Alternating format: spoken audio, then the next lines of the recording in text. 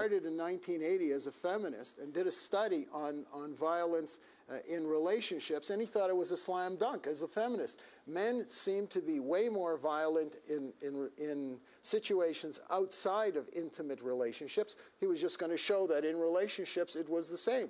The study came back and showed that it was about equal. He said, this can't be right. He did the study 3 times. This is on his website. This is an accredited professor who's an academic who knows this field. And finally he concluded, well, guess what? It's equal. But what about the consequences of the violence? Well, there's some suggestion. That as well? Does that come into this? There's some suggestion that, of course, because men are larger, they do more damage. There is no statistical evidence yet developed to support that. The one area, and I have to concede this, the one area where there seems to be more male violence than female violence is in the area of murder. The intimate murders are about 54 a year in Canada for females and about 12 or 15 a year for men. So men seem to do the murder thing more often. But if you're going to take a statistic of like 65 people in a country of 30 million, I don't know that you can build a social policy on that number alone. Catherine, would you come in here and tell us about this? Because certainly Walter is arguing the statistics tell a very clear story. Ian is suggesting it probably doesn't pass the common sense test. What do you say? Well, I've looked at all of those studies too, and they're right that the statistics are about equal, that women initiate violence more than men do, that more men end up in hospitals with serious injuries than women do, that women report the violence more than men do, but more women get killed than men do. So that's the story, and it's come through American studies, it's come through Canadian studies.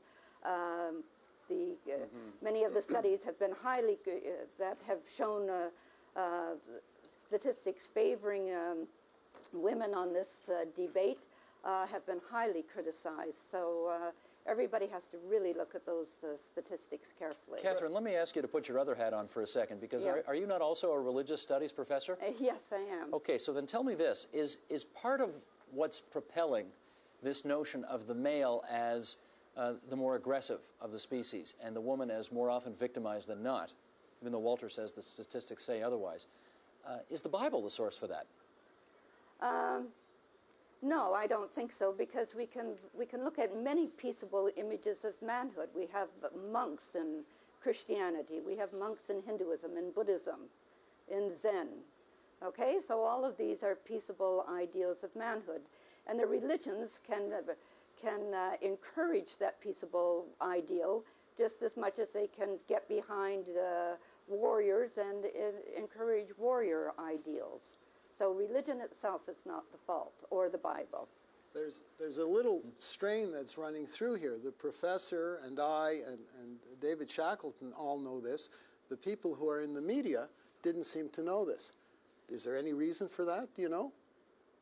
Don't seem to know what? Don't seem to know that the initiation of violence in relationships is equal between men and women. If you show me that there is a big problem of guys getting the crap beaten out of them by by women all over the place, you show me that there is injustice over that, and you show me it's there. I don't have to know what it takes to convince. Why do I never hear about it? Why do I never hear about it? Is there some sort of, you think all the people who sit at newspapers are feminists, and we're all sitting around going, oh, we don't want to crap on the women? I mean, do you honestly think that's happening, Walter? Let me tell you, if you look at the print media in Toronto, you'll find that there are only 3 people who talk about this, and they happen to be women. 3 people. 3 people. Only 3. Who talk.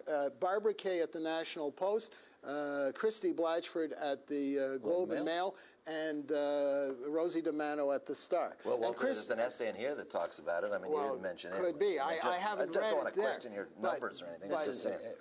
Mr. Brown is pointing to his own book, which we will proudly put out there on the table. I'm just saying. What I meant to say is the title of the book. Christy Blatchford, in reviewing the situation in Barrie, where a woman is alleged to have killed her children, reviewed the court files, which at first were sealed and were ultimately opened, and she said it was clear. I have the column.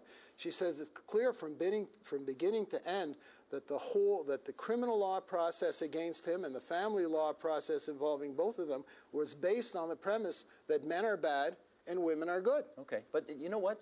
He does make a point when he says, if this is what the statistics say, and you and I are guys who make our living in the media, and I didn't know it, and you didn't know it, What's going on? I know that the numbers are exactly the same, but it doesn't matter that the numbers are exactly the same. The question that was originally asked was, why are there not then places where guys can go to stay away from battered women? And that is the evidence, apparently, of this great plot against men. I don't buy it. I think there are other reasons why there are not places where men can go. You can demean it by calling it a great plot. Men have lots of places where they can already go and be protected. That's not evidence of a plot against men. I'm sorry. Where is it that men can go and be protected? David wants it. Hang on a sec. David, come on in, David. Yeah, there's no plot against men. There's no conspiracy here. You know, I think Ian said this doesn't pass the common sense test. We have to ask ourselves, what is common sense? Common sense is what feels right to us. And those feelings have been shaped by our social evolution, by the roles that we've taken. The roles that men have taken have been to go out into the world and bring home the bacon and protect the family. They've been the roles of the aggressor and so on. The roles that women have taken traditionally have been in the home, nurturing the children. And so we have our perceptions of what feels right have been shaped by that.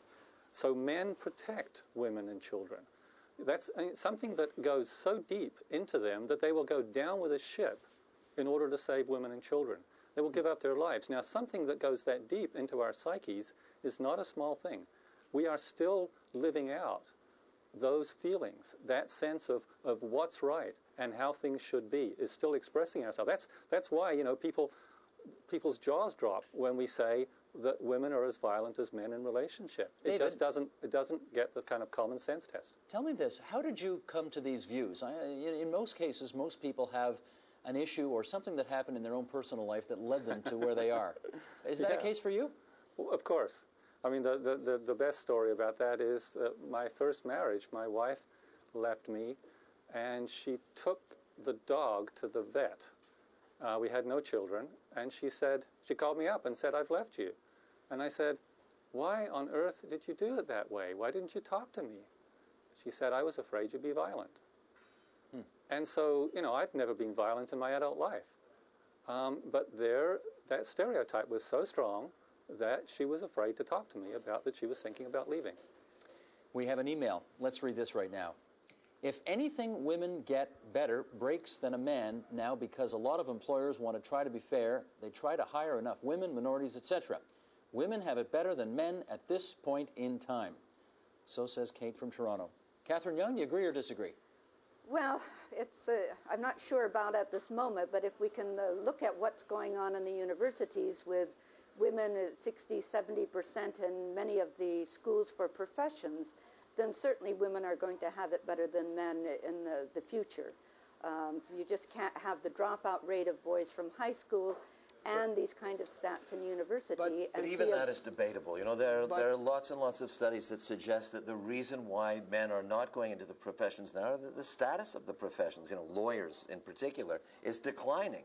You know, and that men are not drawn to that because there's no money there. There's all kinds of reasons for it. It's much more complicated than these simple bromides that divide things into right and I'm sorry to be a naysayer on it, but honestly, there's no simple answer to this. Oh, well, unless you're making a political point. This is a complex situation. Thanks.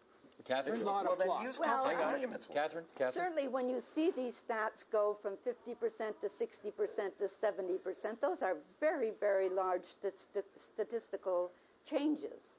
And yes, there are some men who drop out because they go into construction, but I'm a professor. I look around my classes now and I see almost all women. And I see men or boys almost afraid to speak out. Yes, it's just a total reversal. Let's explore that. Hang on. Let's explore that. Why are they afraid to speak up?